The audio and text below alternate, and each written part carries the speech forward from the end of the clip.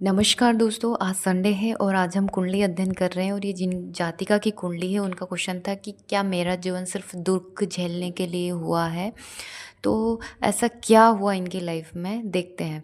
नमस्कार दोस्तों, मैं प्रज्ञा आपका हार्दिक स्वागत करती हूँ अपने प्रोग्राम में। दोस्तों, मेरे व्हाट्सअप नंबर है, यदि किसी को भी कुंडली से रिलेटेड जानकारी चाहिए, कुंडली बनवाना हो तो आप इस पर संपर्क कर सकते हैं। इसके चार्जेस हैं। और यदि मेरा प्रोग्राम आपको अच्छा लग रहा है तो लाइक करें, शेयर करें, प्लीज़ सब्सक्राइब जरूर करें।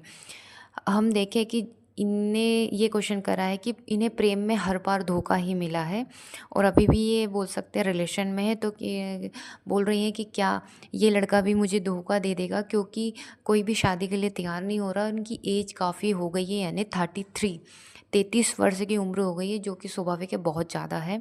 क्योंकि इनके घर वालों ने कभी इन पे ध्यान ही नहीं दिया, मतलब इनके पिता ने कभी इनको बोल सकते हो केयर नहीं की, प्यार नहीं किया। तो इस हिसाब से सब अपनी अपनी लाइफ यहाँ पे निकाल रहे हैं।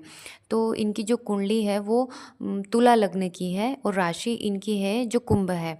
तो यहाँ पर हम देखते हैं तुला राशि में गुरु लग्न में ही बैठे हैं। वैसे केंद्र में यदि गुरु जब भी आते हैं तो कारक माने जाते हैं, पर लफड़ा यहाँ पर ये है कि शत्रु के घर में बैठे हैं।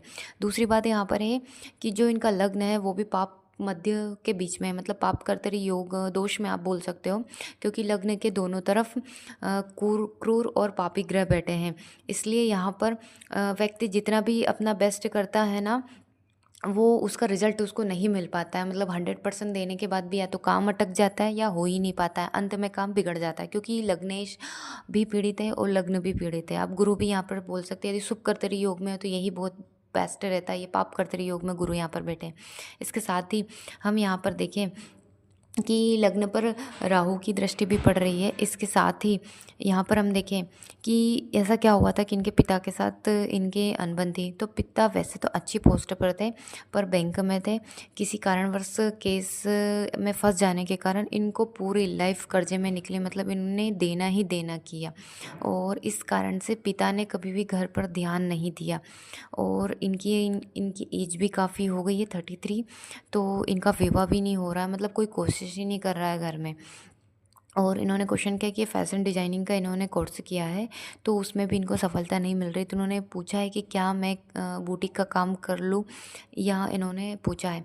जो हम देखते हैं लग्न से जो शुक्र बनते हैं, जो शुक्र जाकर वह भाव में जाके बैठे हैं। वैसे शुक्र को यहाँ पे दोष नहीं होता, वो 12वें भाव में सबसे बेस्ट माने जाते हैं, पर यहाँ पर लग्नेश भी है। तो लग्नेश के साथ साथ यहाँ पर और भी 4 ग्रह बैठे हैं ना, तो ये भी है। इसके साथ ही हम देखें कि शुक्र नीच के हैं और बुध भी वहीं बैठे हैं। तो साथ ही यहाँ पर शुक्र को 12वें का दोष नहीं होता, वह 12वें में कारक होता है। यदि प्रेम संबंधों की बात करें हम, तो प्रेम को हम पंचम भाव से देखते हैं। पंचम भाव यानी प्रेम का, तो उसके जो स्वामी बनते हैं वो शनि बनते, शनि भी 12वें में जाके बैठे हैं। मतलब आप सोच लिए प्रेम का भी यहाँ पे व्यय होना ही दिख रहा है। इसके साथ ही वैसे शनि भी यहाँ पर कारक माने जाते हैं 12वें में। और इसके साथ ही गुरु अकेले केंद्र में है और वो भी शुक्र के घर में, यानी शत्रु के घर में। और साथ ही लग्नेश का वैश में वह भाव में जाके बैठना। और पिता के घर का जो मालिक है वो चंद्रमा है, जो शनि के घर में, शत्रु के घर में राहु की 9वीं दृष्टि से दृष्ट है। इसीलिए यहाँ पर प्रेम में सफलता नहीं मिलेगी। इसके साथ ही पिता के कारक सूर्य है, जो वह भाव में जाके बैठे हैं, इसलिए भी यहाँ पर पिता का सुख नहीं दिख रहा है। लग्नेश खुद ही पाप कर्तरी दोष में है। तो यहाँ पर जितना भी व्यक्ति या जातक मेहनत करता है उतनी सफलता नहीं मिलती और बनता हुआ काम अंत में बिगड़ जाता है। यहाँ पर देखें कि बुध की महादशा चल रही, जो कि इनके लिए अच्छा ही है।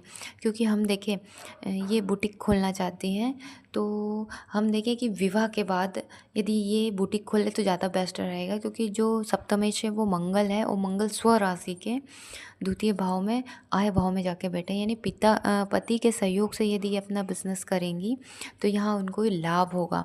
इसके साथ ही गोचर से देखें तो योग तो चल ही रहे हैं। एक चीज़ और है यहाँ पर, व्यय भाव में 4 ग्रह बैठे हैं, मतलब आय से ज़्यादा व्यय बहुत ज़्यादा होगा। हमेशा इस चीज़ का ध्यान रखें। तो इसके साथ ही इनको कुछ चीज़ें करने ज़रूरी है। क्योंकि यहाँ पर देखें कि सूर्य यानी आदित्य हृदय पाठ इनको कंपलसरी ज़रूरी है। चंद्रमा को अर्घ देना भी ज़रूरी है।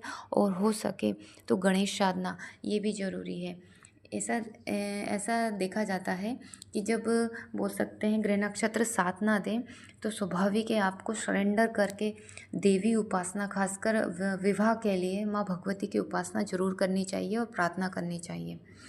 धन्यवाद दोस्तों।